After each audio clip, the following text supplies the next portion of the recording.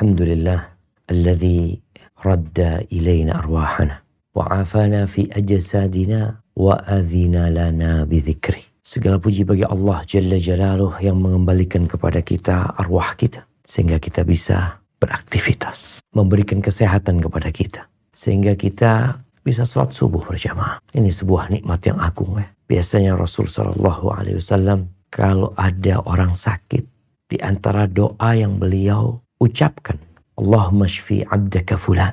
Ya Allah, sembuhkan hambamu yang namanya fulan. Yanka laka aduwan wa yamshi ila salah. Agar dia dapat berjuang kembali melawan musuh-musuhmu dan dapat melangkahkan kaki mendirikan sholat.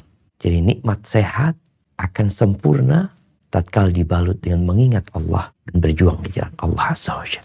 Alhamdulillah pagi hari ini Allah memperkenankan kita untuk berkumpul walaupun secara daring. Tapi alhamdulillah teman-teman di sana bisa kumpul di rumah Allah Azza wa Jalla. Allahumma salli wa sallim ala abdika wa rasulika sayyidina wa maulana Muhammadin wa ala alihi wa ashabihi ajma'in. Ya Allah, semoga salawat dan salam, berkah dan nikmat senantiasa Engkau curahkan untuk hamba kekasih-Mu, untuk baginda Nabi kita Muhammad alaihi salatu wassalam, untuk keluarga beliau, untuk istri-istri beliau, untuk putra-putri beliau, dan untuk seluruh sahabat Nabi. Semoga Allah meridhai kita bersama mereka. Amma ba'd. Hari ini tanggal 17 Ramadan.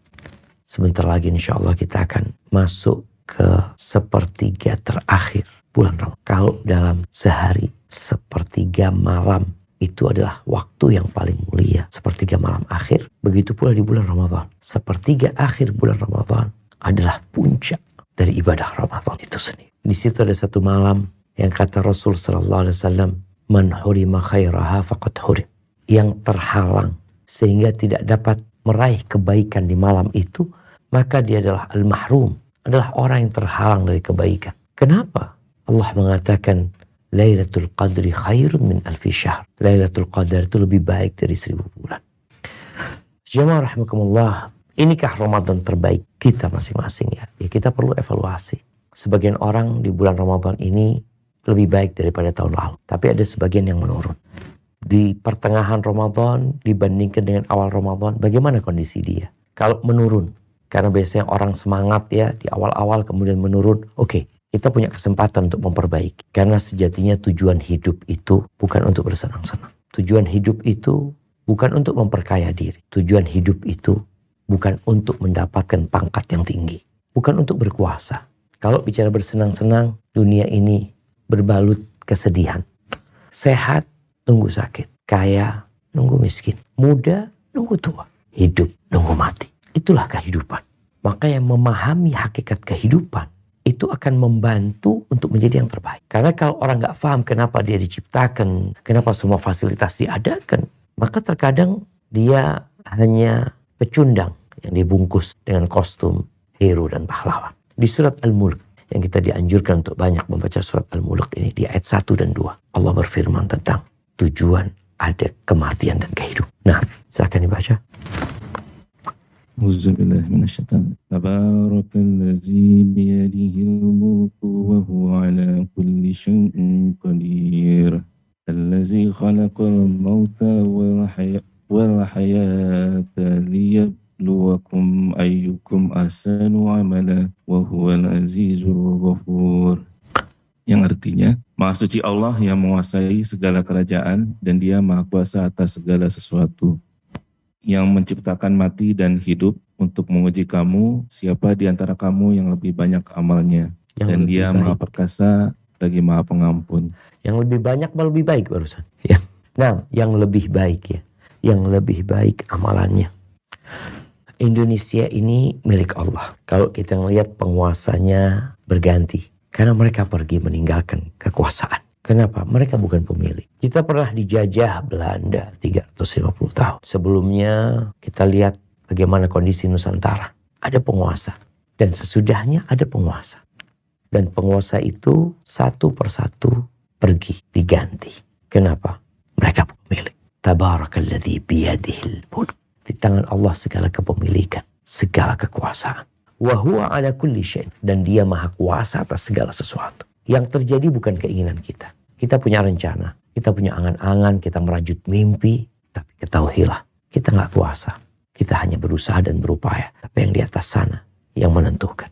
Lalu dia menjelaskan, kenapa dia menciptakan kematian dan kehidupan. Kita dulu nggak ada dan kita akan jadi tidak ada. Ternyata akan ada kehidupan selanjutnya. Di mana Allah menjadikan kehidupan dunia. Liyabluwakum ayyukum ahsanu. Untuk menguji siapa di antara kalian yang paling baik amalan. Bicara yang terbaik. Wahuwal azizul ghafur. Dan dia maha perkasa dan maha pengampun. Agar manusia tidak sembarangan. Kita di kantor kalau kerja sembarangan. Nggak ikut aturan. Nggak diselesaikan tugas-tugasnya.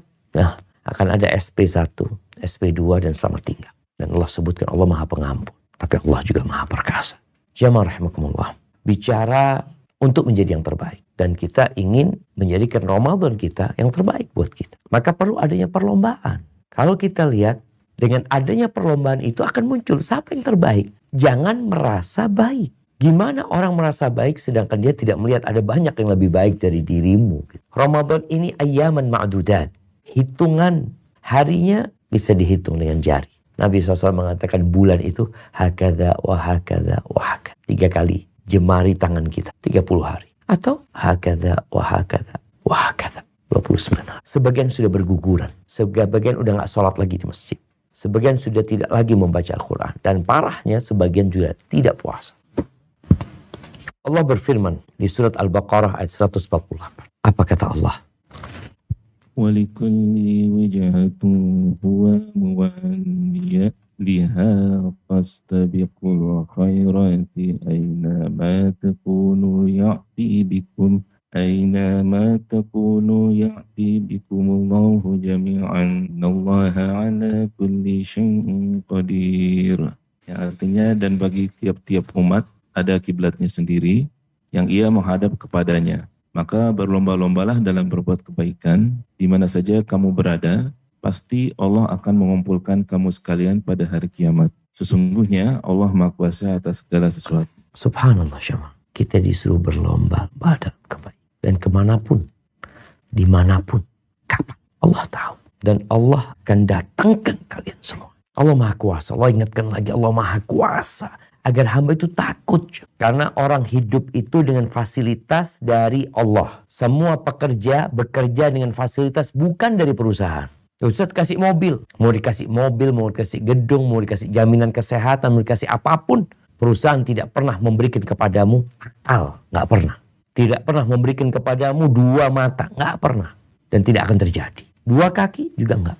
Berarti kita bekerja dengan fasilitas dari Sang Pencipta. Maka ingat. Jangan engkau menghamba kepada perusahaan tempat engkau bekerja. Kantor tempat engkau bekerja. Semua fasilitas itu bukan dari kantor. Yang jadi ASN juga sadar. Semua fasilitas yang ada pada dirimu bukan pemberian negara. Pemberian Sang Pencipta. Maka berlomba-lomba dalam kebaikan. Menuju kepada Allah Azza wa Jalla. Kita bakal meninggalkan dunia ini. Nah sekarang apakah kita berlomba-lomba dalam kebaikan? Atau berlomba-lomba untuk menjadi yang terkaya. Untuk menjadi yang paling berkuasa. Untuk menjadi yang paling tampan, yang paling cantik mungkin. Kita lihat ada banyak perlombaan di muka bumi ini. Ada mungkin putri Indonesia, ada putri ini, putri ini, putri ini. Yang laki juga mungkin ada perlombaannya. Untuk menjadi yang terbaik, bukan. Yang terbaik di mata Sang Pencipta. Itu yang harus kita pikirkan. Di bulan Ramadan ini, apakah kita berlomba-lomba? Atau kita malah keluar dari rel, keluar dari lapangan perlombaan itu. Kita hanya menjadi penonton. Antum lihat. Ketika ada ya perlombaan motor kayak atau apa. Yang berlomba itu sedikit. Yang jadi penonton banyak. Kita sekarang ini ada di mana? Ada di ruang atau di area para penonton. Atau kita pelaku perlombaan itu. Ya semua bisa bercermin. Dan tahu bagaimana dirinya. Jamaah rahimakumullah. Kita tahu kapan Umar masuk Islam. Abu Bakar lebih dulu. Utsman lebih dulu, Ali lebih dulu, Abdurrahman bin Auf lebih dulu, kemudian Sa'ad bin Abi Waqqas, Zubair bin Awam, mereka Masya Allah lebih dulu masuk Islam daripada Umar. Umar itu telat masuk Islamnya 5 tahun. Artinya baru masuk Islam 5 tahun kemudian setelah masuk Islamnya mereka. Tapi bagaimana Umar berlari ya, mengejar orang-orang yang masuk Islam ini, sehingga posisi Umar di belakangnya Abu Bakar. Ketinggalan loh dia masuk Islam. Tapi posisinya bisa berada di belakangnya Abu Bakar. Coba dikaji, dipelajari. Kok bisa? 5 tahun terlambat. Padahal kalau bicara banyak-banyakan amalan, tentunya lebih banyak yang 5 tahun ini dibandingkan dengan yang baru masuk Islam. Tapi ternyata dia bisa berada di baliknya Abu Bakar. Apakah Umar puas di belakangnya Abu Bakar? Nggak puas. Dia ingin mengalahkan Abu Bakar dalam perlombaan. Kita disuruh fastabiqul khairat, berlomba-lomba dalam kebaikan. Ceritanya Aslam yang selalu mendampingi Umar ya. Dia ketika Umar menjadi khalifah, dia mendengar cerita dari Umar bin Khattab. Ini kejadian pada tahun ke-9 Hijriah. 1 tahun berapa bulan yang kemudian Nabi meninggal setelah itu. Umar mengatakan Rasulullah SAW memerintahkan kepada kita untuk bersedekah pada waktu itu. Dan pada saat itu aku sedang punya harta. Maka Umar mengatakan, al-yawma asbiku Abu Bakar in sabaqtuhu yawman. Hari ini aku akan mengalahkan Abu Bakar kalau memang aku bisa mengalahkan dia. Hari ini sudah. Kalau mungkin ada satu hari aku bisa mengalahkan Abu Bakar, ya, menyalib Abu Bakar. Hari ini kalau bisa. Faji'tu binisfi mali. Abu Umar bawa setengah hartanya. Ingat kalau bicara sodakoh, itu hitungannya di hari kiamat bukan dengan banyak jumlahnya, tapi persentase yang dikeluarkan dengan yang dimiliki. Ada orang miskin sodakoh 5.000, boleh jadi lebih baik daripada orang kaya yang sodakoh 5 miliar. Karena kok bisa, itu orang miskin cuma punya uang 10.000. Bas dia punya uang itu aja. Dia sodakohkan 5.000, 50%. Yang orang kaya sodakoh 5M, dia punya 1 triliun. Atau dia punya 100M. Atau dia punya 50M. Berapa persen? Umar bawa setengah hartanya. Ditanya sama Nabi SAW, ma abqaita li ahlik. Apa yang kau tinggalkan buat keluargamu? Kata Umar, mithlahu. Seperti kan dilihat banyak gitu loh. Ini takutnya semuanya di bawah. Ternyata Umar mengatakan sama seperti itu. Kata Umar melanjutkan ceritanya, wa ata Abu Bakar bikulli ma'inda. Abu Bakar datang dengan semua yang dia miliki. Nabi bertanya kepada Abu Bakar, ma abqaita li ahlik. Apa yang engkau tinggalkan buat keluarga? Kata Abu Bakar, abqaitu lahumullah wa rasul. Aku tinggalkan buat mereka Allah dan Rasul. Iman. Apa jawab Umar? Wallahi la asbiquhu ila syai'in abada. Demi Allah gak mungkin aku akan mengalahkan Abu Bakar dalam apa saja sudah. Selama-lamanya. Dan betul. Umar di belakang Abu Bakar. Kemudian Utsman, kemudian Ali. Kita lihat Umarnya bisa mengalahkan semuanya. Itulah jamaah. Kalau bicara apakah ini Ramadan terbaik kita? Ya engkau lihat. Engkau lihat orang-orang. Kita baca bagaimana para ulama. Mereka mengisi Ramadan mereka. Dengan sholat malam, dengan puasa, dengan zikir, dengan baca Quran. Ahibati fillah, di surat Fatir ayat 32. Allah menjelaskan 3 golongan orang beriman. Antum masuk yang mana? Coba kita baca. Ayat 32, surat Fatir ayat 32. ثم أورثنا الكتاب الذين اصطفينا من عبادنا فمنهم ظالم لنفسه ومنهم مقتصد ومنهم سابق بالخيرات بإذن الله ذلك هو الفضل الكبير. Kemudian kitab itu kami wariskan kepada orang-orang yang kami pilih di antara hamba-hamba kami. Lalu di antara mereka ada yang menzalimi diri sendiri, ada yang pertengahan, dan ada pula yang lebih dahulu berbuat kebaikan dengan izin Allah. Yang demikian itu adalah karunia yang besar. Masya Allah. Ya, ada 3 golongan yang disebutkan. Yang pertama, zalimun linafsi. Faminhum zalimun linafsi. Dengan apa? Berbuat maksiat. Ini orang beriman. Kita bicara orang beriman. Dia ini muslim tapi masih maksiat. Kemaksiatan yang dibawa kekufuran. Dosa-dosa besar. Ya kan? Ini orang menzalimin dirinya. Yang kedua, muqtasid. Orang yang pertengahan ya. Ini pokoknya dia ngerjakan yang wajib, meninggalkan yang haram. Bas, ada kondisi orang meninggalkan yang haram, yang wajib dia kerjain. Kemudian yang ketiga, sabiqun bil khairat. Mendahului dengan kebaikan-kebaikan. Ini adalah orang yang mengerjakan yang wajib, memperbanyak yang sunnah, meninggalkan yang haram, meninggalkan yang makruh, meninggalkan memperbanyak hal-hal yang mubah. Dia berlomba-lomba dalam kebaikan. 3 tingkatan manusia. Dan di bulan Ramadan juga sama seperti itu. Sebagian ulama menyebutkan bahwasanya puasa ini ada 3 derajat. 3 derajat. Derajat yang pertama itu disebut dengan saumul umum. Ya puasa kebanyakan orang. Gimana kebanyakan orang? Ya cuma gak makan, gak minum, meninggalkan syahwatnya. Tapi dosa tetap jalan. Ini golongan yang pertama tadi. Jadi dia nggak makan, nggak minum, dengan syahwatnya, tapi masih bohong, masih dusta, matanya masih berbuat dosa, telinganya berbuat dosa, lisannya juga kayak gitu. Dan ini yang dikatakan oleh Nabi SAW, rubba sa'imin hadduhu min siyami al-ju' wal atash. Banyak orang puasa, dia hanya mendapatkan lapar dan haus. Ini puasanya orang umum. Kebanyakan manusia kayak gitu. Lupa dengan hakikat disyariatkan yang puasa. La'allakum tattaqun. Yang kedua, yang disebut muqtasid. Kalau yang pertama tadi kan zalimul li nafsih. Yang kedua muqtasid. Ini shaumul khusus. Puasanya orang khusus. Dia meninggalkan segala pembatal puasa. Dia tinggalkan dan dia menjaga raganya dari berbuat dosa. Jadi puasa plus. Karena dia tahu disyariatkan puasa bukan hanya untuk meninggalkan makan dan minum. Tapi bagaimana kita meninggalkan perbuatan dosa. Kalau yang halal ditinggalkan apalagi yang haram. Ini faham orang. Sehingga dia menjaga matanya, menjaga pendengarannya, menjaga lisannya dari yang haram. Pokoknya semua dosa sampai dikatakan shaumul jawari. Jadi raganya berpuasa dari berbuat dosa. Makanya setan-setan udah dibelenggu. Neraka udah ditutup. Jadi orang muktasid, biasa-biasa aja gitu. Tapi sudah masuk khusus ya dibandingkan dengan yang pertama, ini spesial.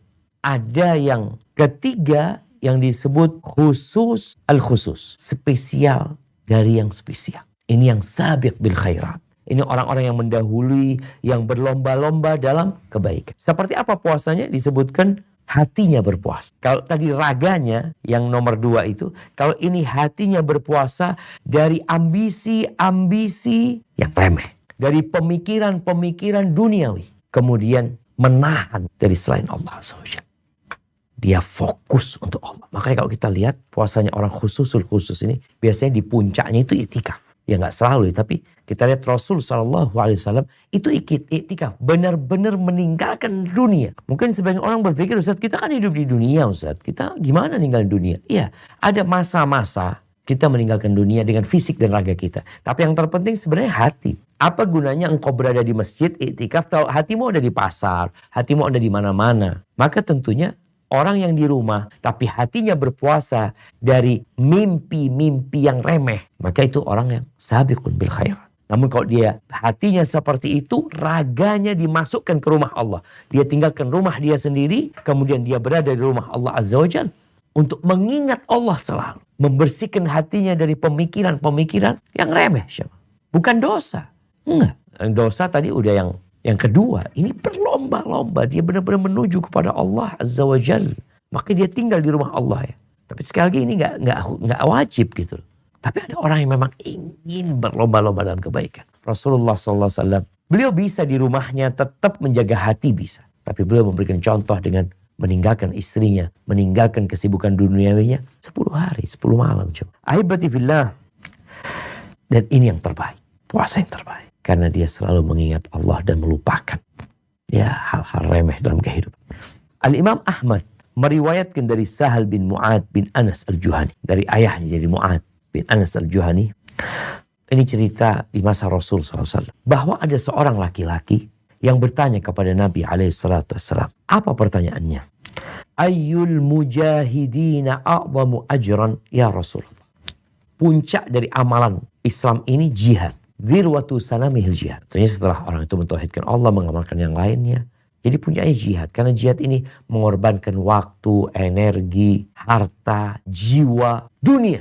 Kalau kita lihat mujahid mati, selesai tinggal semua.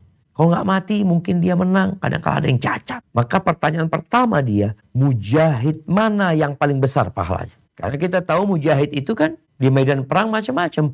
Ada yang di bagian kanan, bagian kiri, bagian pemanah, ada bagian yang tombak. Macam-macam tugas mereka. Ditanya, mana sih yang paling baik ini mana? Karena dia ingin menjadi yang terbaik. Pertanyaan ini pun menunjukkan adanya semangat yang membara di dalam jiwa untuk menjadi yang terbaik. Apa kata Nabi SAW? Aktsaruhum lillahi dzikra. Yang paling banyak mengingat Allah SWT. Itu selalu. Bicara ingat dari hati muncul ke lisan. Zikir, ingat sama Allah. Tujuannya juga karena Allah. Tidak berharap dunia. Tidak harap pujian yang ada Allah. Ingat. Yang paling banyak mengingat Allah, itu yang paling baik. Bukan yang paling banyak yang dia bunuh. Bukan yang paling banyak lukanya. Tapi berzikir. Lalu dia bertanya. Pertanyaan yang kedua. Fa'ayu sa'imina a'zamu ajran. Yang kedua puasa. Orang puasa yang seperti apa yang paling banyak pahalanya? yang paling besar ganjarannya di sisi Allah Azza wa Jalla. Kita lihat semuanya puasa. Ramadan nih, umat Islam semua puasa.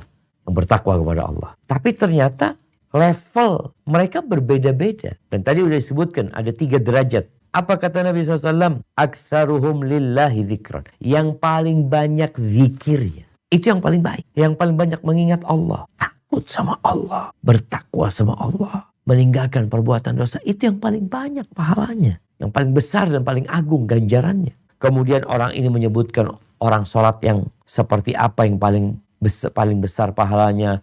Orang yang mengeluarkan zakat seperti apa yang paling besar pahalanya. Orang yang haji yang paling banyak pahala itu yang kayak apa modelnya. Menyebutkan amalan-amalan itu. Sedekah juga sama. Setiap pertanyaan itu diajukan, jawaban Nabi tetap satu.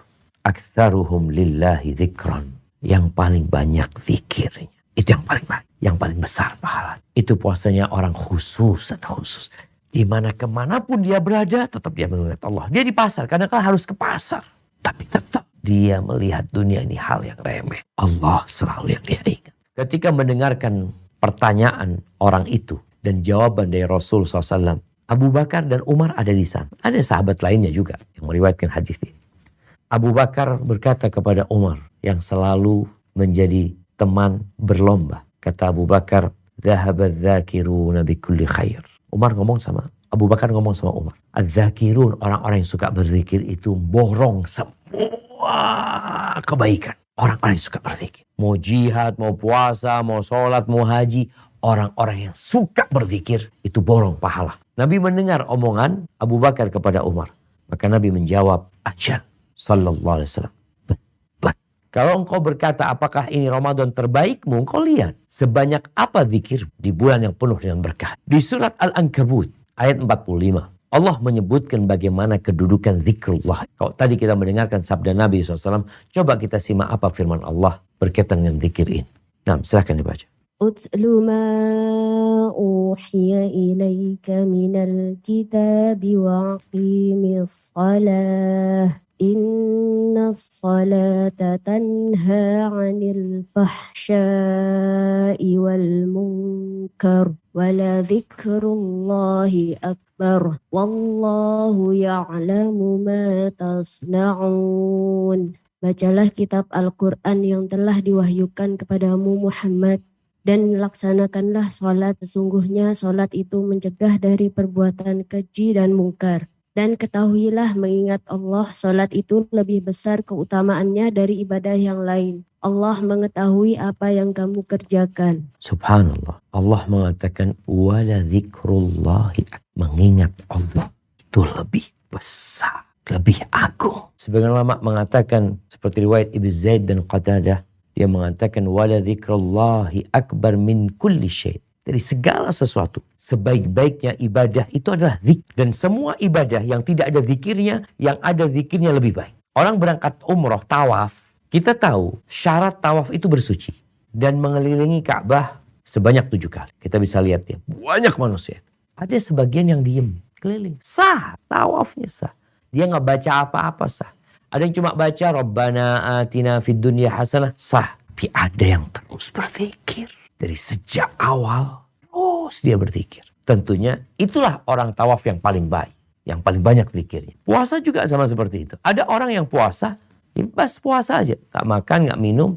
Ditinggalkan semua pembatal. Tapi dia gak berzikir, dia gak baca Quran, dia tidak berdoa, tidak mengingat Allah Azza wa Jalla. Yang ada, udah. Yang penting anak meninggalkan pembatal-pembatal puasa. Dan kita bisa mengevaluasi diri kita tiap hari. Mau jadi yang terbaik, zikrul. Ahibati fillah. Salman Al-Farisi pernah ditanya, ayyul a'mali afdal? Salman, amalan apa yang paling mulia? Jawab Salman, ama taqra'ul Qur'an. Apa engkau nggak baca Quran? Apa kata dia? Wala dzikrullahi. Mengingat Allah itu lebih besar, lebih afdal. Itu kata Allah. Kemudian Abdullah bin Abbas radhiyallahu anhuma, beliau juga pernah ditanya, ayyul amali afdal? Amalan apa yang paling mulia? Sama dengan jawaban Salman. Dzikrullahi akbar. Mengingat Allah itu lebih besar. Jamaah rahimakumullah, Nabi membuat percontohan orang yang berzikir dengan orang yang tidak mengingat Allah Azza wa Jalla. Mathalul ladzi yadhkurullah wal ladzi la yadhkurullah, mathalul hayy wal mayyit. Permisalan orang yang mengingat Allah dan tidak mengingat Allah itu seperti permisalan orang yang hidup dan mati. tidak berzikir itu seperti bangkai. Maka di sisa hari Ramadan ini, tolong penuhi dengan zikrullah. Kita berpuasa, perbanyak zikir. Sholat malam, kita tahu fadilahnya, perbanyak zikir. Bersedekah, memberi buka orang yang berpuasa, perbanyak zikir. Silaturahim, zikir. Dalam semua kegiatan ibadah kita perbanyak zikir. Di malam-malam Lailatul Qadar, perbanyak zikir. Dan di antara zikir itu adalah membaca Al-Quran. Allah mengatakan, inna nahnu nazzalna dzikra. Kami benar-benar telah menurunkan zikir Al-Quran.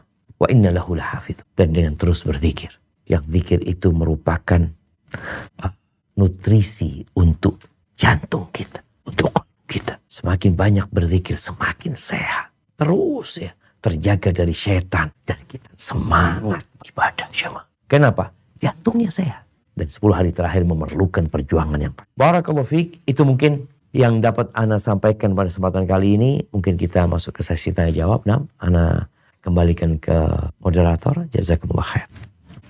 Jazakallahu khairan katsira kepada Ustaz Taufik Reza Subhasalama dan mengingatkan kepada kita semua bahwa perjalanan kita di Ramadan ini sudah melewati separuh lap ya, dan sudah banyak yang keluar dari arena perlombaan. Semoga kita termasuk yang masih berlomba, masih berfastabikul khairat, masih berlomba-lomba dalam kebaikan supaya kita bisa menjadi yang mendahului ya, sabikuna bil khair tadi. Nah, supaya kita bisa lebih semangat lagi berlomba, kadang-kadang tentu ada hambatan, ada tantangan, ada macam-macam. Jadi kalau ada hal-hal yang hendak ditanyakan supaya kita makin terdepan kayak merek tertentu, tapi nggak boleh disebut ya karena bukan sponsor. Nah ini kami persilahkan, kami buka terlebih dahulu untuk jamaah yang ada di masjid. Selanjutnya mungkin nanti ada yang online juga.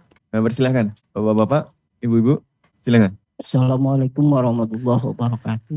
Waalaikumsalam warahmatullahi wabarakatuh. Ahlan wa sahlan. Mohon maaf, saya mau tanya Pak Ustadz. Siap. Nah, masalah ayat A'udzubillahi minasyaitonirrajim. Bismillahirrahmanirrahim.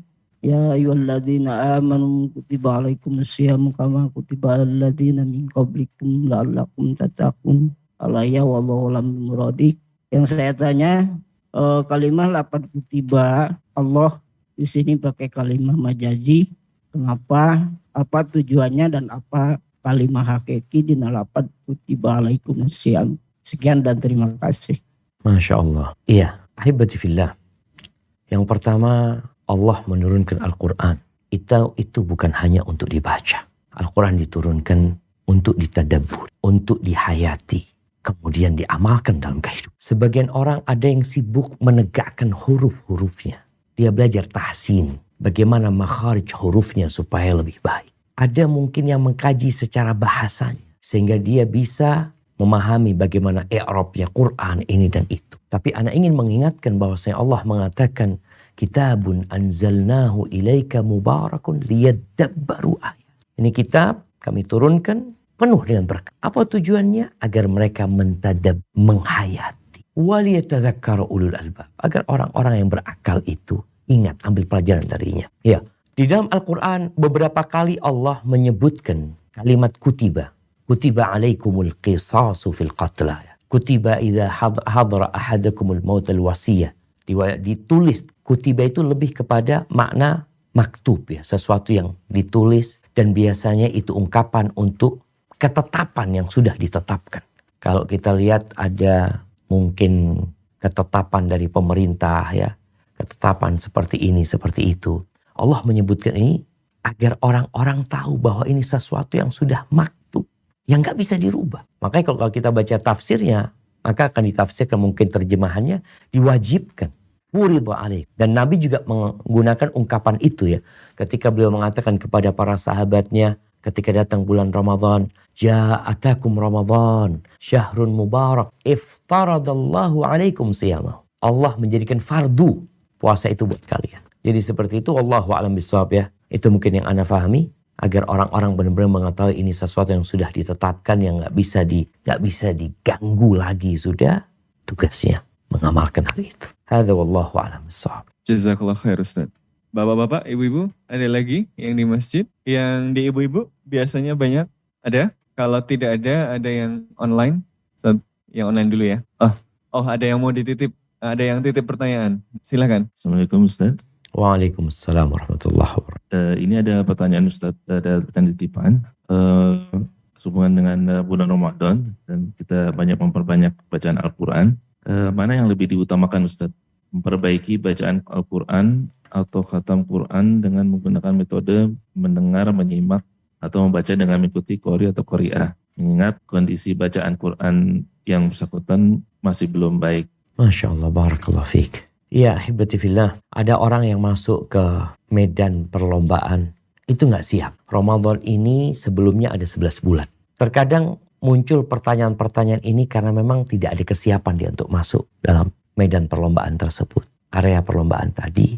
Tapi apa yang harus dia lakukan? Yang pertama, engkau banyak-banyak istighfar. Mohon ampun sama Allah Subhanahu wa Ta'ala. Boleh jadi karena keteledoran sebagian kita. Sehingga muncul pertanyaan, gimana gitu. Engkau 11 bulan ngapain gitu. Seharusnya dia di 11 bulan itu punya waktu yang cukup untuk belajar Al-Quran. Ketika masuk, ya kalau kita lihat ada orang yang ikut SEA Games ya, ikut apa, itu persiapannya berbulan-bulan gitu. Bahkan mereka di karantina, mereka benar-benar diperhatikan. Karena mereka akan ikut lomba ini. Sebagian kita enggak. Makanya para salafus soleh kita tahu 6 bulan setelah Ramadan doanya apa? Allahumma balighna Ramadan. Allahumma balighna Ramadan. Setelah itu 6 bulan sebelum Ramadan, 6 bulan setelah Ramadan mereka doanya minta supaya diterima. Allahumma taqabbal minna, minta diterima. Kemudian 6 bulan sebelum Ramadan doanya Allahumma balighna. Jadi ada fase dari masa hidup kita itu yang seharusnya kita gunakan. Jangan sampai masuk Ramadan, akhirnya kita lihat ini orang pada lari ya. Mereka pada lari, mereka sampai ke depan, kita masih baru mau jalan. Tapi nggak ada masalah ya. Ini untuk memperbaiki diri. Apa yang harus dilakukan? Kalau bicara mana yang terbaik tentunya membaca Al-Quran dengan memahaminya, mentadabburinya, sehingga dapat 2. Dapat pahala membaca huruf-hurufnya. Yang kedua, dapat hidayah dari membaca dan memahami kandungan. Mana yang kau akan lakukan? Silahkan kau pilih. Kalau dikatakan engkau bisa menggabungkannya, itu yang terbaik. Kalau bicara yang terbaik, yang dapat menggabungkan. Qatadah ibn Da'am as-Sadusi, seorang tabi'in, rahimahullahu ta'ala. Sebelum Ramadan, dia itu biasa menghatamkan Al-Quran tiap 7 malam. Tiap 7 malam dia hatam. Orang itu kalau sudah biasa baca, cepat kemudian. Dan dia juga akan bisa faham dengan apa yang dia baca lagi, bayangin ya, tiap 7 malam dia hatam. Ketika masuk bulan Ramadan, dia tiap 3 malam. Udah beda nih, karena memang Rasulullah SAW bersungguh-sungguh di bulan Ramadan, tidak seperti di bulan lainnya. Ketika masuk Ramadan, Qatadah tiap 3 malam. Bagaimana dia membacanya? Tentunya membaca dengan memahami, karena mereka faham. Maka banyak tafsir-tafsir dari Qatadah. Karena dia faham dengan apa yang dia baca. Dia sudah mempelajarinya. Ketika masuk 10 hari terakhir Ramadan, tiap malam dia hatam. Untuk mengejar apa? Lailatul Qadar. Kalau dia dapat Lailatul Qadar, dan dia hatam, hataman dia itu lebih baik dari 1000 bulan. Dan dia mengejar. Maka kalau tanya mana yang lebih baik, engkau pilih. Ada yang bisa hatam, tapi nggak tahu artinya, nggak dapat hidayah. Akhirnya dari sana hanya mendapatkan barokah dari membaca hurufnya. Karena itu kalamullah tabaraka ta'ala. 1 huruf 10 kebaikan. Maka harapannya engkau baca sama artinya. Karena bacanya masih terbata-bata, nggak apa-apa. Capek baca terbata-bata, dengarkan. Mau dengarkan pakai handphone atau tadarus sama orang yang baca. Intinya mana yang bisa engkau lakukan. Semakin kau bisa sempurna, itu terbaik. Apalagi di 10 hari terakhir. Hadza wallahu a'lam bissawab. Syukran Ustaz. Mungkin karena waktu yang terbatas, kita 1 pertanyaan lagi mungkin atau 2. Satu saja dulu ya. Oh masih bisa 2. Ustaz masih berkenan ya. Jadi kalau begitu 2 pertanyaan terakhir dari online kami persilahkan. Yang pertama tadi udah lama Ummu Mikdad ya. Iya, kami persilahkan. Mata saya minus jadi di layar nggak lihat. Bismillah, Assalamualaikum ya Ustaz. Ana ingin bertanya Ustaz. Nah, seperti yang tadi Ustaz sampaikan, bahwa lebih baik itu membaca Al-Quran dengan tadabbur, sehingga mendapatkan makna dari apa yang Allah sampaikan dalam ayat-ayat Al-Quran. Nah, ini jika posisinya seorang istri itu, ia merasakan lebih tenang ketika ia membaca dengan lambat dalam baca Al-Quran, kemudian dari lambatnya itu dia membaca artinya, kemudian mentadaburinya, kemudian bersiap untuk mengamalkan apa yang ia siap amalkan dari ayat yang ia baca, tapi tentu dari jumlah ayatnya tidak banyak gitu Ustaz. Nah, Namun di sisi lain suaminya ini memerintahkan dia untuk membaca dengan tempo yang lebih cepat supaya si istri ini cepat khatam dan lebih banyak ayat Al-Quran yang dibaca. Nah, bagaimana ini Ustadz menyikapinya? Mohon berikan kami nasihat. Jazakumullah khair wa barakallahu fikum Ustadz. wa fiik wa barak. Nah, jamaah, semua ini muncul karena kita sepanjang tahun itu kurang berinteraksi dengan Al-Quran. Tadi Anda kasih contoh bagaimana Qatadah tiap 7 malam. Ketika masuk Ramadan, dia bisa lebih cepat lagi. Karena dia seperti mungkin tadi suaminya ngomong, supaya dapat lebih banyak lagi. Tapi kan tadaburnya mungkin tidak terlalu mendalam. Tapi bisa dilakukan. Atau masalahnya bukan tadaburnya tidak mendalam. Yang dilakukan Qatadah 7 malam itu, karena memang dia mungkin punya banyak kegiatan lain. Tapi ketika masuk Ramadan, dia kurangin kegiatannya, sehingga dia bisa lebih cepat 2 kali lipat ya, dari yang 7 jadi turun jadi 3 karena waktunya dia lebih banyakin lagi. Kemudian ketika masuk 10 hari terakhir, boleh jadi tadi waktunya lebih diperbanyak lagi. Jadi kalau bicara jam, kita baca 1 juz itu sama artinya berapa jam sebenarnya? Anggap 1 jam. Orang yang baca sama artinya. Kalau orang yang udah paham bahasa Arab, dia baca ayatnya langsung dia lanjut gitu. Sedangkan yang tidak paham, dia baca, kemudian dia turun baca artinya. Ini mungkin yang membedakan antara mereka yang paham bahasa Arab, kemudian dia sudah baca tafsir Quran, sehingga tatkala dia membaca ayat, langsung masuk ke dalam pikiran dia. Dia langsung menghayatin. Tapi yang nggak bisa bahasa Arab kan tadi, dia harus merujuk tafsirnya. 2 waktunya akhirnya double yang harus dia ambil. Tapi kalau dia sebelum Ramadan sudah sering baca artinya, terus ya tiap bulan dia hatam sama artinya, lama-kelamaan dia itu ketika baca ayat itu udah paham, oh ini tentang ini, oh ini tentang ini. Jadi pesan-pesan bisa dia dapatkan. Kalau tadi dikatakan ketika masuk bulan Ramadan, akhirnya bacaannya lambat. Maka ini jadi pertanyaan, apakah engkau memang sudah biasa baca lambat sebelum Ramadan? Atau di Ramadan engkau lambat? Seharusnya di Ramadan ini memang lebih cepat, namanya berlomba-lomba.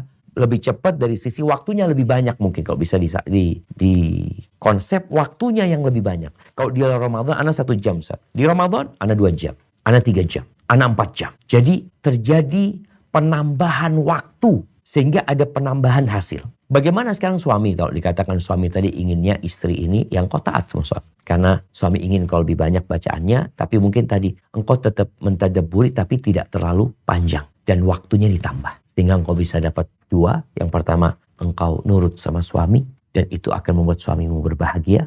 Apalagi urusannya ini urusan bukan sesuatu yang harus ya dilakukan oleh istri, mentadabburinya pelan-pelan. Dia boleh baca tanpa mengetahui artinya, tapi kan tadi bicara kualitas bacaan itu sesuai dengan kualitas dari tadabbur yang kita lakukan sebenarnya. Kalau memang tadabbur yang sangat mendalam sekali, kadang-kadang kita butuh waktu berbulan-bulan jamaah.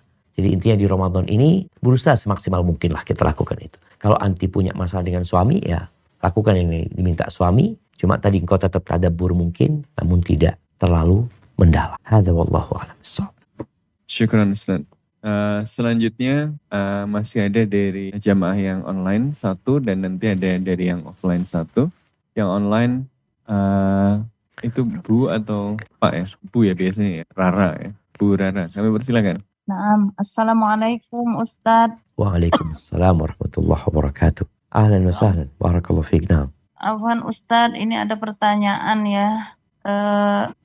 Apakah boleh zakat mal itu diberikan kepada saudara kandung yang saat ini hidupnya agak kesulitan karena suaminya sakit, tetapi dia mempunyai mobil, hanya saja dia tidak mau menjual mobil itu karena untuk gengsi hidupnya. Dan apakah boleh zakat mal itu juga diberikan untuk membantu menyumbang biaya rahimahullah yang mempunyai zakat mal ini juga orang janda saja, itu uang warisan di bank yang belum dibagikan kepada anak-anak karena anaknya yang satu masih bujang, yang satu masih tinggal bersama ibunya. Mohon penjelasannya Ustaz. Afwan. Boleh diulangi yang kedua? Kalau yang pertama Anda sudah paham. Pertanyaannya 2 ini. Ya, bolehkah uang zakat mal itu diberikan untuk menyumbang biaya ba'dal haji rahimahullah? Biaya apa? Ba'dal haji, Ustadz. Zakat untuk badal haji. Ya, naam Ustadz. Oke. Rahimahullah mertuanya yang mempunyai zakat mal ini seorang janda yang uang warisan tapi belum dibagikan dengan anaknya karena anaknya yang satu masih lajang, yang satu masih sekolah Ustadz. Anak-anaknya belum meminta untuk dibagikan. Mohon penjelasannya. Jazakumullahu khairan. Assalamualaikum warahmatullahi wabarakatuh. Waalaikumsalam warahmatullahi wabarakatuh. Iya jemaah, bicara zakat, anak ingin mengingatkan ya, bahwasanya zakat ini tidak hanya dikeluarkan di bulan Ramadan. Zakat ini ada nisabnya, ada haulnya.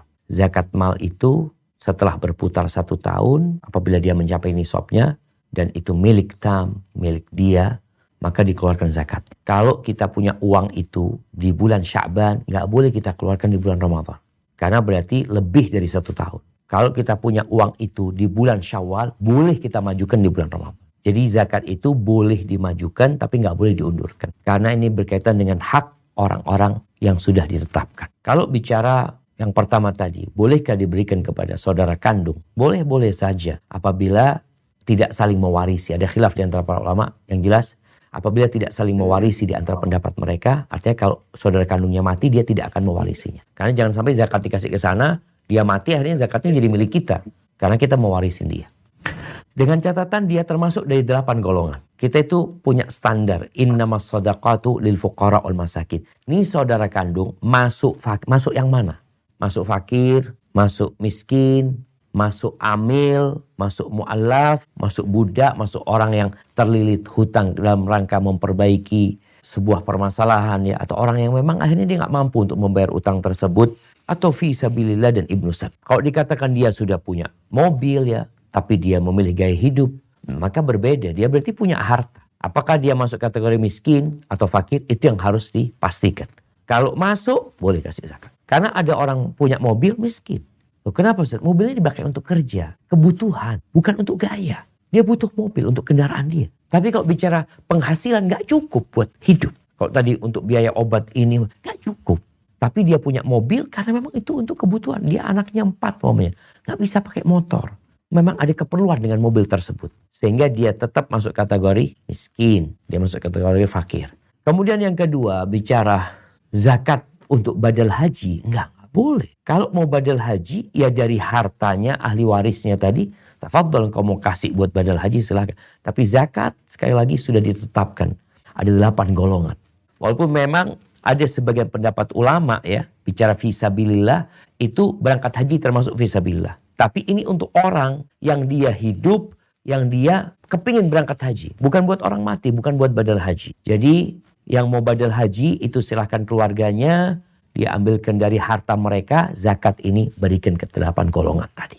Bukan kepada buat yang badal haji. Apalagi kita tahu badal haji ini bukan sebuah kewajiban jamaah. Jadi nggak perlu memaksakan diri ngambil zakatnya orang digunakan untuk badal hajinya orang lain. Maka dari anak keturunan yang ingin memberangkatkan orang tuanya, ingin memberangkatkan, bukan diambil dari zakat, diambil dari harta yang kau miliki. Silahkan. Hadza wallahu a'lam bissawab. Nah.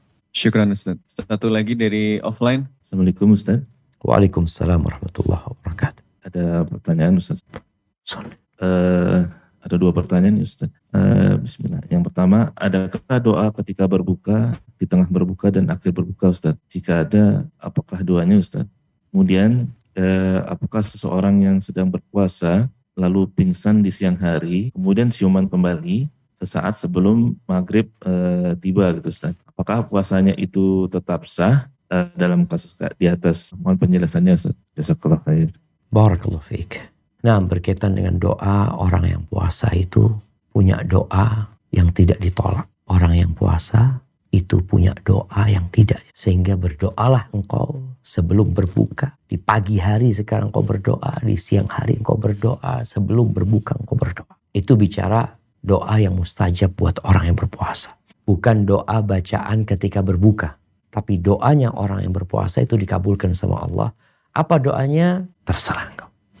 Adapun doa ketika berbuka yang mungkin kita banyak menghafalnya, Allahumma laka sumtu wa ala rizkika fartu, atau doa dhahabat dhama wa btallatil uruq wa thabatal ajr insyaallah. Doa-doa itu memang disebutkan di dalam beberapa buku hadis ya. Tapi yang pertama sebagian ulama mendhaifkannya sehingga kita tidak dapat meyakini itu yang dibaca Nabi SAW karena dhaif. Walaupun kalau bicara fadhailul a'mal orang anak kepingin mau baca doa aja gitu, tapi tidak menisbatkan kepada Nabi SAW, ya boleh-boleh aja.